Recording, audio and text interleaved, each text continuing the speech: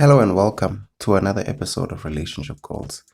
I'm so excited to be back because it's been a while since I've recorded an episode for the podcast. So let's get into it. If you watch movies, you must have come across the line inspired by true events. This is when the content of the movie is not an exact representation of what has happened, but is so closely linked to the actual events that the line is necessary. And I wish that the following episode was a similar case. I wish that the experiences that it's based on were borrowed or at least closely linked to something that actually happened but didn't happen. But unfortunately, that is not the case. I recently read an article on grief, and it defined grief as, and I'll just read it word for word, it's a normal response to loss during or after a disaster or another traumatic event.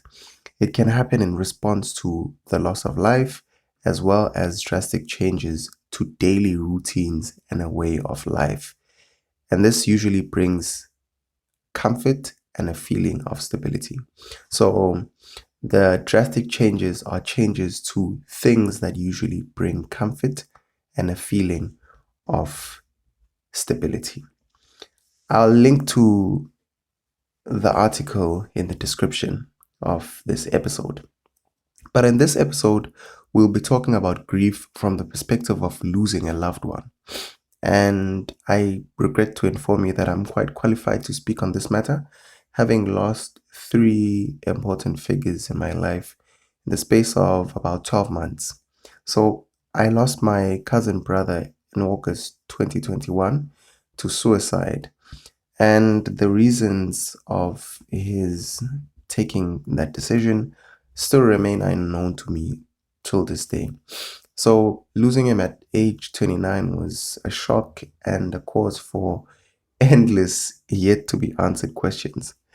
And it wouldn't be long after that I lost or we lost his father, who is my uncle, in April 2022. And this came after he had been battling ill health for a while. And I remember getting a call around, say, midday to inform me that he had passed on. And I remember the feeling. I remember feeling cheated because I was going to make a visit to the hospital and see him later on that afternoon, as it had become a bit of a custom for me. But seeing their graves, my uncle and my cousin, side by side, is still quite a difficult sight for me till this day.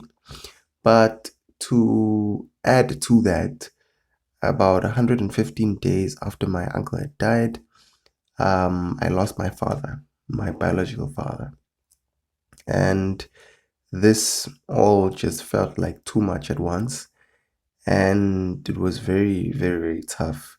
To say I was devastated is quite an understatement. We lost my dad in July, the 28th of July, 2022. And yeah, life has never been the same.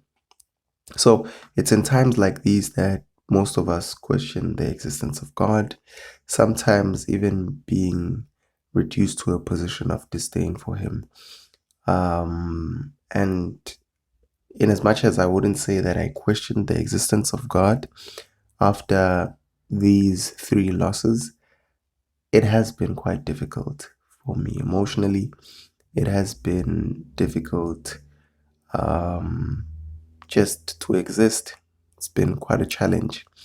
But I won't really get into that much. Yeah, it's been really tough. That's as far as I can say regarding the losses. I think I tried to be strong for the first two, but eventually when my dad passed away, it was kind of like the last straw, and it hit me really hard. So To my listeners, or to you guys listening, I don't own you. To you guys listening to this podcast, the 8+ week hiatus that was unplanned between the last episode and this one is quite necessary. But I feel like I owe you an apology because I feel like it kind of just happened out of the blue without any notice. But I also feel that you would understand my position because prior to the 28th of July, when my dad eventually passed away, he wasn't really feeling well health wise. And I was going through my own issues internally. So I just took a bit of a break from recording these podcasts. Hopefully, from this one on, we'll get back to the consistency. And least of all, if I do take a break this long, it would come with at least a bit of a notice. So, in the weeks leading up to the 28th of July, as I said, which was the final death blow to my proverbial gut, my father was quite ill, and it pained me to know that his illness had been worsening by the week.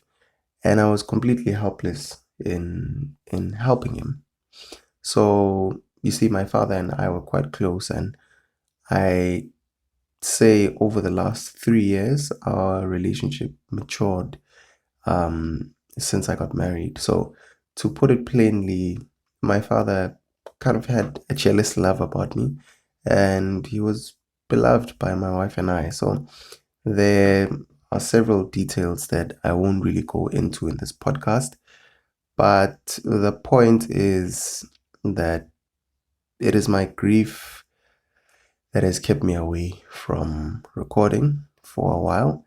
And it is that grief that began long before my dad's eventual passing. So a side note to this is if you've read the book by Elizabeth Kubler-Ross and David Kessler titled On Grief and Grieving, they talk about a concept called anticipatory grief. So more on that book in a link that I'll put down in the description.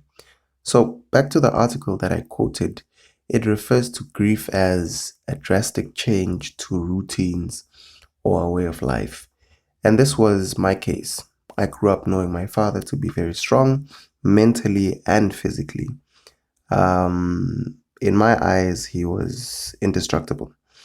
So seeing him deteriorate like he did was quite a drastic change, which I did not take kindly. My response to it was anger, which was a symptom of hurt rather than a true illness of its own. So I really struggled to shrug the feeling that I had, which was a feeling of the end being very near, because this frightened me. Because I was asking myself, who was I going to call for advice before big moments in my life? Who was I going to receive calls mired with an awkward silence that said a wordless, I love you, son? Who was I going to receive witty banter from about any and everything under the sun? And who was I going to call to talk to on certain issues of my life? I mean, at that point, I was an expecting parent. I still am. My wife is only due a few weeks from this recording. So who was I going to call? Who was I going to seek fatherhood advice from? I had many questions. I mean, I was also asking myself, who was I going to receive calls from, hearing polite commands that just disregarded the fact that I had a life and a family of my own. So, oddly enough, I was clear that I would miss him. And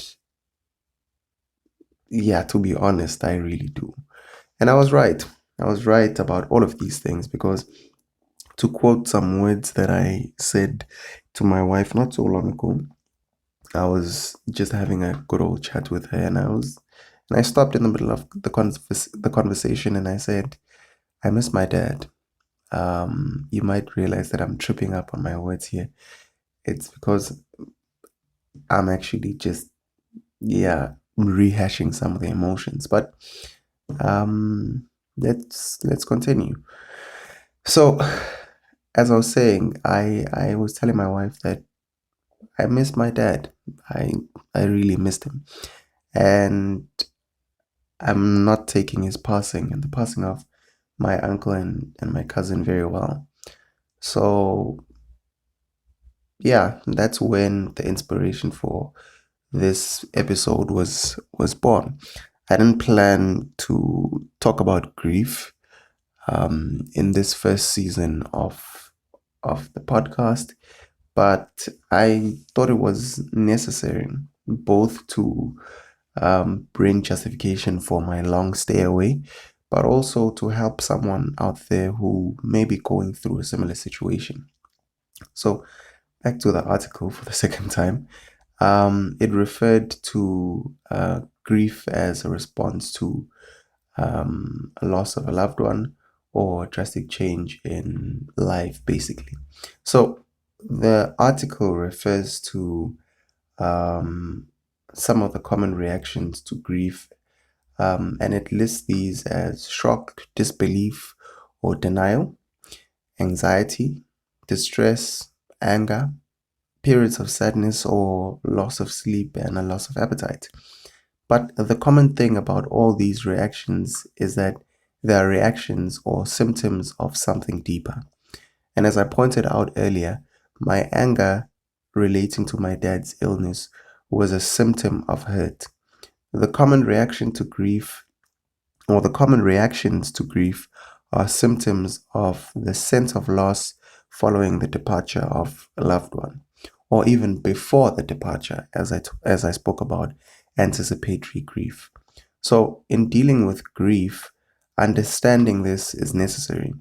Understanding the fact that grief is a response is quite key because with grief, there's almost an obsession with feeling low or sad. It's as if you don't have a right to be happy. And in other instances, the experience of happiness in others almost feels criminal. I mean, how could my wife be happy when I'm sad? Or when I'm so depressed about my father's passing? Sometimes, if it's someone laughing, you even ask, is this person laughing at me? Or do they think that my grief is a joke? And all of this sounds crazy, but when you think about it, or when you are going through it, it actually makes a lot of sense because grief is a very powerful feeling. And a lot goes wrong in our lives because our vision of life and our experience through life may be clouded by grief. So, in true relationship goals fashion, I'll not go on and on about my grief without adding some value to your understanding of the experience. So, I'll share a few initial lessons about grief with you, and I'll go through 6 lessons that I've learned about grief thus far. And I hope that these will be helpful to you in bringing an understanding of what grief is, and the experience through grief. It may also shed some light on your own reactions through your own grief, maybe in the past, or what you are currently going through. So let's get right into these 6 lessons.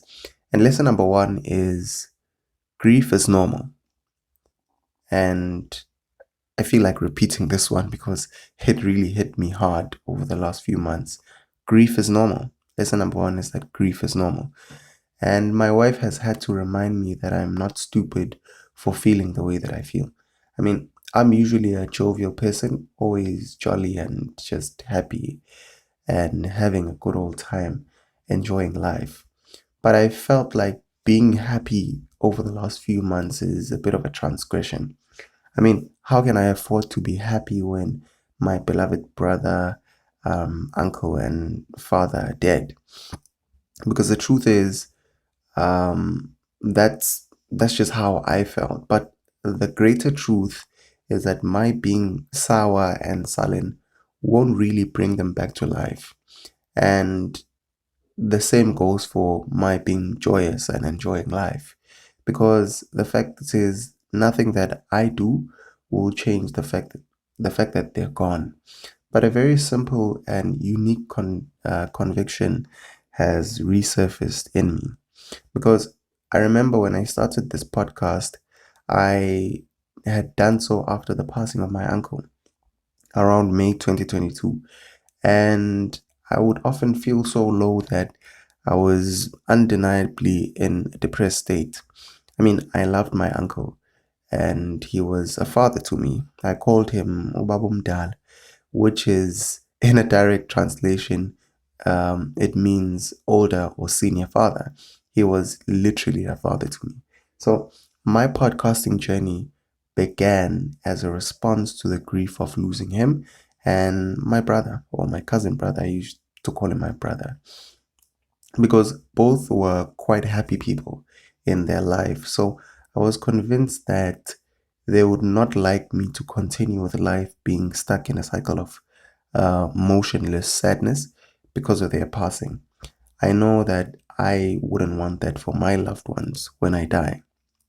So I wouldn't want my loved ones to continue with life and make of themselves um, just this ball of sadness. I'd actually like them to continue with life and make of their lives something that they'd be proud of and happy with and content with living. So I'd want the memory of my passing to be the start of something new, something good.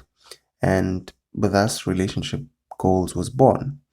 But all this sage talk doesn't make the absence of my brother and my senior father, Babumdala, or living out my own advice any easier.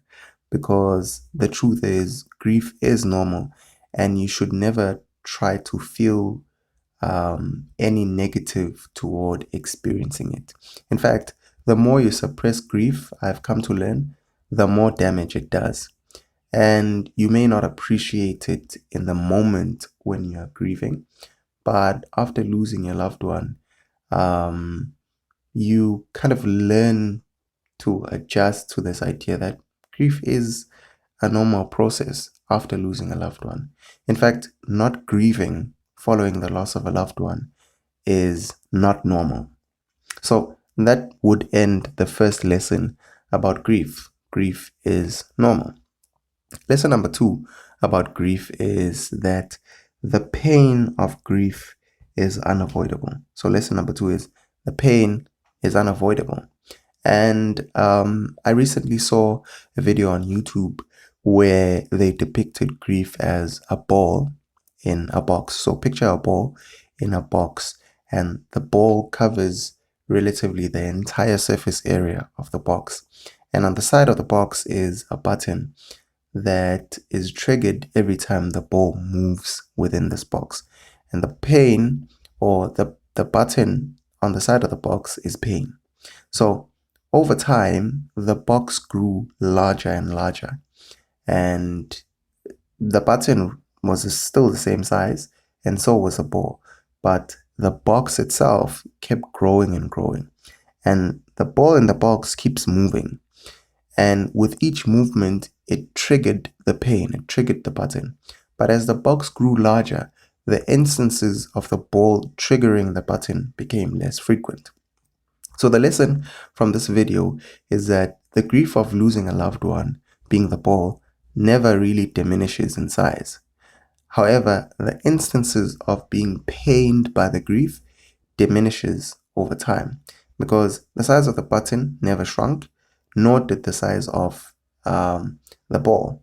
But the frequency of the triggers, or the frequency of the ball hitting the button, the pain, became less and less as the box grew. So the pain doesn't go away, and the pain doesn't feel less painful. It just feels painful less frequently. So let me repeat that part. the pain doesn't feel less painful, or the grief of loss doesn't feel less painful over time. It just feels painful less frequently. So from the video, I learned that the pain of losing a loved one never truly goes away. You never get all over the loss of life or feel less painful. It's a frequency of the pain that diminishes. It's like a negative exponential curve in mathematics. With the passage of time, the occurrences of pain become less and less, but it's the pain as it was from day one. So it's pain all the same. And side note to this one, my mathematics teacher would be very proud of me using a maths example to explain the pain and the grief of losing a loved one. So what does this mean for a grieving person? What does the fact that the pain never really diminishes, but it is the frequency of feeling the pain that goes down? What does it mean for a grieving person? What it means is you are likely to feel the effects of losing your loved one over the course of your lifetime, but it feels painful all the same, and you just somehow more resilient over time. So this kind of gives some credibility to the famous phrase "time heals," because over time you feel the pain less and less, but you feel the pain anyhow. So, to the person trying to support a grieving person, newsflash, they won't get over losing their loved one. They'll just get better at managing life with the knowledge that their loved one is no more. And just before recording this episode, I had a realization about the pain and grief from losing a loved one. Fun enough, I was just thinking about how Jesus himself wept when his friend Lazarus had died. And this wasn't a lack of faith, even though he knew that he would eventually raise Lazarus from the dead. But it was a show of sorrow. It was a show of the pain that was brought on by the suffering of a friend and his eventual dying. So my takeaway from this epiphany was the fact that none of us are exempt from the pain of losing someone dear to us, but we all have to go through the grieving process and weep if we must. So I'll link to the Ball in the Box video on YouTube in the description below. And that ends the second lesson on grief. Going on to the third one is that grief is unique to each individual. So lesson number 3 is grief is unique to each individual. So you don't understand another person's grief. I know as a Christian, and I would admit to this, we're typically guilty of doing this. We often have this burdensome feeling that we need to comfort one another, and this feeling spurs us to saying and sometimes doing things that might cause pain rather than easing it. So we often like to quote 1 Thessalonians 4:13 and remind the grieving person that they should not grieve or should not grieve as those who have no hope. And this Bible bashing is often dished out on the basis of our grief being supposedly less than that of others because we have a hope that someday we'll be raised to life and reunited and so on and so on. But grief is incomparable. You can't compare your grief to another person's grief. Just as I can't compare losing 3 loved ones in the space of 12 months to someone losing a loved one in over 10 years. There's no metric with grief and loss. And losing someone is just losing someone. This is important because we somehow give ourselves the irrational allowance of pitying ourselves on the basis of how much we lost, as if it's a contest. We even sometimes utter the words at times in saying, at least you lost your father. I lost my dad, uncle, and cousin in the space of 12 months, as if it's some contest. But it is not. Grief is unique to each individual. My grief is totally different to how my other siblings are grieving the loss of our father and our uncle and our cousin brother. And the incomparable nature of grief also applies to multiple losses like mine. You're often tempted, I know sometimes people have said this, you're often tempted to console yourself by saying things like, at least my dad and my uncle had families of their own and they had experienced life at age 54 and 65 respectively. But my cousin left us too soon at age 29. And by saying this, I'm insinuating that, or I'm implying that the loss of my father and my uncle, or the loss of my cousin brother rather, would have felt less painful if we had known that he lived a quote unquote full life, or the fact that dad and Babumdala were less painful because they had lived longer. And this, like, plainly, it's plain to see this isn't the case. Losing all three of them was uniquely painful in all three instances.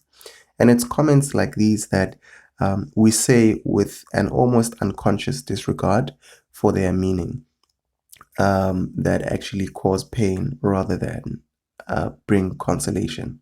Because in an attempt to console ourselves and those who have lost someone, we just utter these meaningless words that can sometimes be viewed as insults. So it's important to be careful of what we say to people who are going through grief in their time of grief. Because for grieving people like myself, a little grace is necessary for those people trying to console us. And I know it's quite difficult. Even it's quite difficult to help a friend who's going through grief. But it's important to remember on both sides that a little grace is necessary, especially for those of us who are going through grief.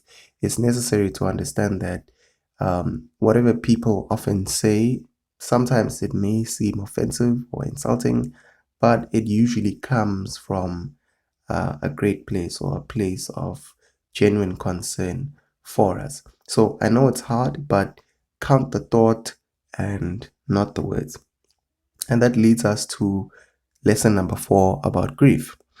Um, and that is, lesson number 4 is, you need support, but not too much of it. So in a wave of sorrow and pity for the person who's lost someone dear to them, we often try to bring comfort in many ways. And in doing this, we don't want them to worry about anything. We often say things like, leave that to me, or I'll deal with that, or let me know if you need anything. I'm here for you. So it's these kinds of words that are often spoken by well-meaning people, if I must say, that are sometimes cruel because I say we, I mean people who have lost a loved one, we are coddled from experiencing the reality of our loss because the people around us try to help us in every aspect that they can. And when they stop being there or return to their lives, because they have to at some point, we then experience the grief of losing their aid and that of the reality of what we've truly lost and the loved ones that we've lost. So this may sound a little bit grim, but we should all experience the extent of our loss as soon as possible, because the longer we postpone this, the greater the weight of grief will feel eventually. So we need support when we grieve, but we also need to experience the extent of our loss as soon as possible. So, to give you an example about this, my dad may have been fulfilling certain roles in my life, and following his passing, the people around me, in an attempt to help me out, may try to fulfill those roles, but it's usually temporarily because they do so with the idea that I must have a lot to deal with following the passing of my father. So they would cover for me in those areas. But eventually, I have to get back to life and I have to manage those areas myself. And when I do so, not only will I feel the grief of losing their aid, but I'll also feel the grief of that comes with the reality that my father is no more. And so he will never be able to do the things that he used to. Now I have to continue doing those things. And this is just one example. But I remember that I had a flood of support from people after my dad's passing. But as time went on, the support seemed to dwindle or diminish. And I'm not faulting anyone here, but I know that people have their lives to live. But what I've learned from this experience is that grief is a personal journey that we all need to experience in our own way. And the support of others, though it be good at times, does not exempt us from this journey. So sometimes the concern of people is more does a little bit of bad than good, because sometimes people around you are concerned when you're grieving. Their concern is more from their own fears and conceptions of what you may be going through, because people move to support you with the idea that, oh, I can't believe what you may be going through. It must be hell on earth, or another exaggerated comment like that. And there's less focus on what you are going through or trying to understand what you're going through than there is on their wanting to lessen the pain that they perceive you may be feeling. So I think we should be careful of this when dealing with people in grief, because we should avoid crossing the boundaries that are necessary for them to experience grief in their own way. So this then ends lesson number 4 on grief, and we are going to go straight into lesson number 5 of 6 in avoiding or in talking about grief. So lesson number 5 is avoid causing grief. And this is a short one because we're all bound to experience loss at least once in our lifetime. I think I read something recently where a person was saying that to love is a commitment to grieve, because we grieve because we previously have loved someone. So if you love someone, you are likely to grieve their loss at some point if they do pass on before you. So we are bound to experience loss at least once in our lifetime. So we often misunderstand the fact that the person who experiences loss is not the only person affected by their grief. So people who may not relate to your loss but are close to you may also be affected by how you're taking the grief of losing a loved one. So basically, grief is not, what I'm trying to say is, grief is then not a license to ill treat the people around you or the people in your life. And to paint a picture of this, I remember a friend of mine brought this to my attention on a drive back from work. Because she was saying that people around you or people around the person who's lost a loved one or going through depression or any of the 5 stages of grief, usually the proverbial punching bag for those that are going through grief. So the people around the person who's grieving are the ones who get the hard end of the stick when the grief-stricken person is flipping out in anger or resisting help because they're in denial or responding to the other three stages of grief, which are covered in the book that I referred to earlier on by Elizabeth Kubler-Ross and David Kessler. I will provide a link to this book in the description. But the lesson is that grief does not give you the right to push people away. While it is important for the person who's grieving to have their personal space, it is important for them to reconcile the fact that they'll have to continue with life without the person that they held dear. It is also important for for the person who's grieving, to avoid neglecting the relationships that remain, neglecting the relationships that they still have, um, because grieving um, shouldn't be a cause for more grief. So what I'm saying is, it is important for you to grieve, but don't cause more grief by doing so. Obviously, I say this with the understanding that for some people, a response to losing a loved one may be closing themselves off, seeking to have more and more time alone just to process things on their own. But what I'm alerting you to be mindful of in that situation is, be mindful of not breaking the relationships that you already have. Because in some instances, what I've noticed with myself, I tend to shut down and try to pull away, but I've noticed that in other instances that has caused some uh, friction in my own family, because my wife has had then to understand that I'm going through what I'm going through, and that kind of changes life and how we used to living it a bit in our family. So it's an important process to understand, and I'm very grateful that she's given me that kind of space, kind of leeway to mourn the passing of the people that have passed on that I've mentioned earlier, but also to have that bit of understanding that I'm in a different space mentally,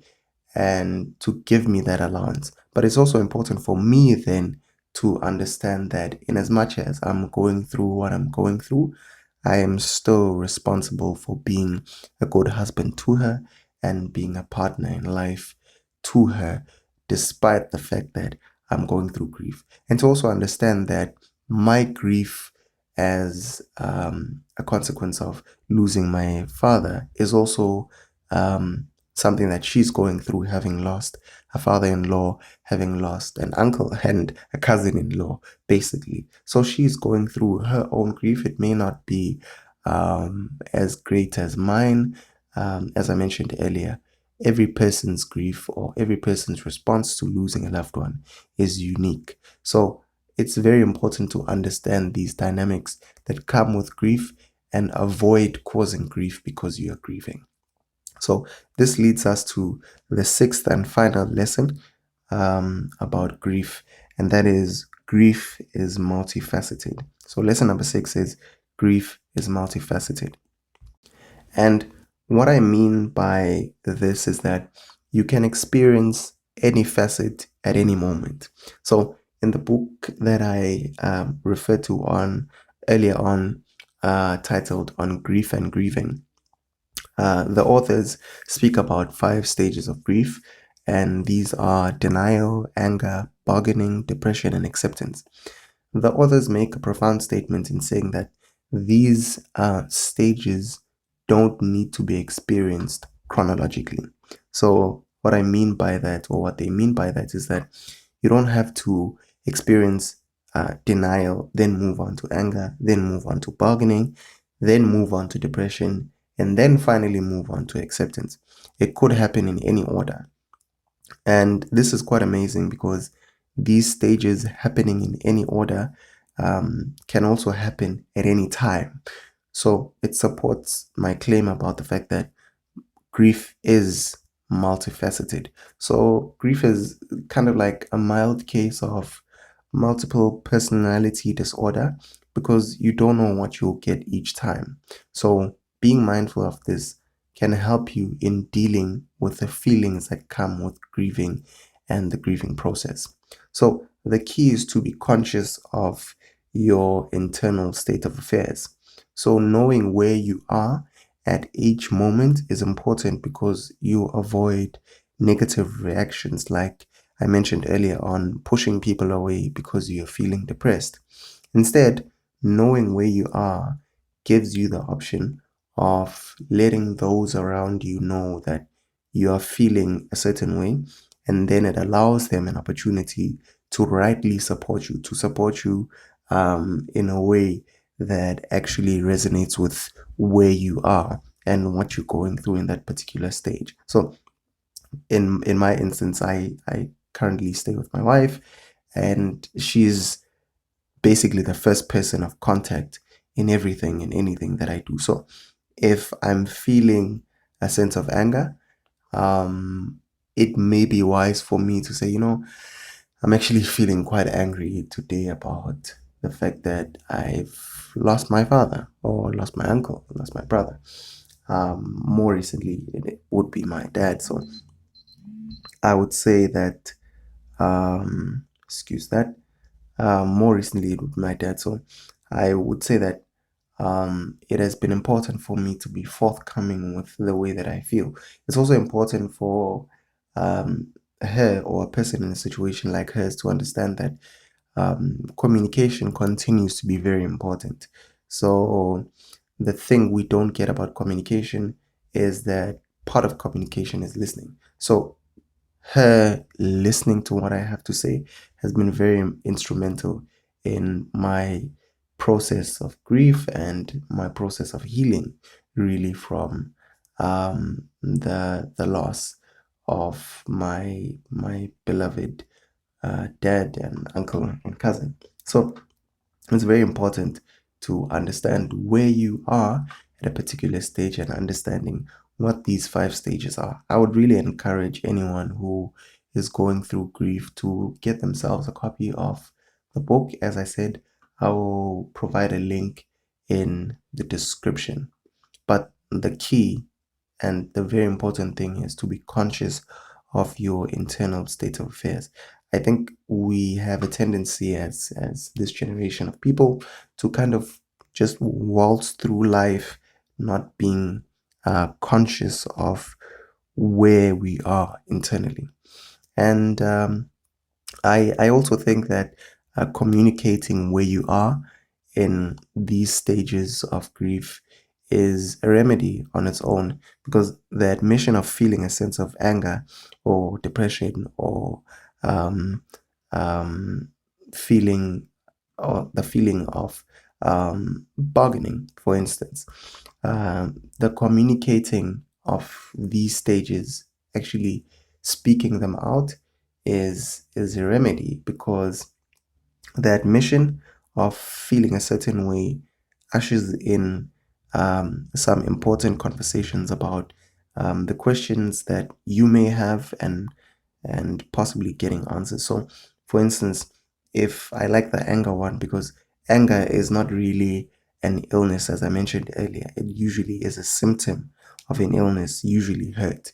So when I speak to my wife and say, I'm feeling quite angry about something relating to the passing of my dad, it then provides a platform for a conversation between myself and her to say, but why are you feeling angry?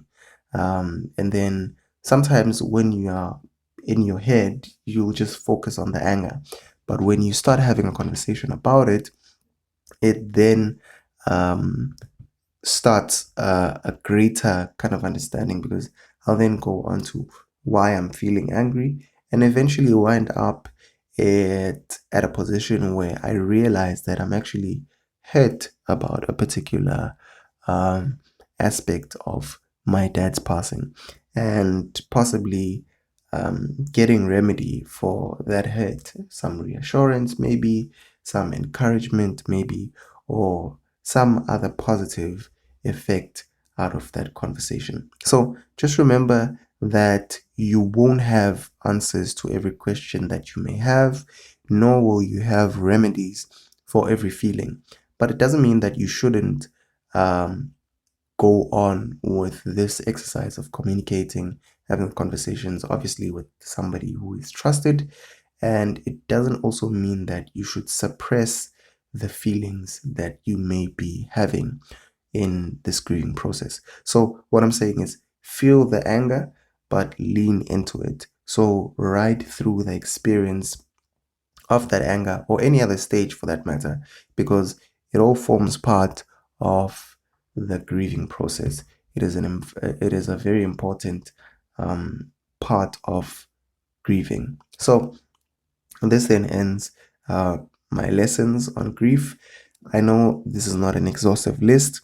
I am yet to discover many more, and probably at some point I'll go on to speaking about these in a platform such as this one. So usually I would end an episode by circling back to how a particular issue that has been discussed relates to relationships. But in this one, I will do something quite unique in that I will take the liberty of just leaving that to your wonderful imagination.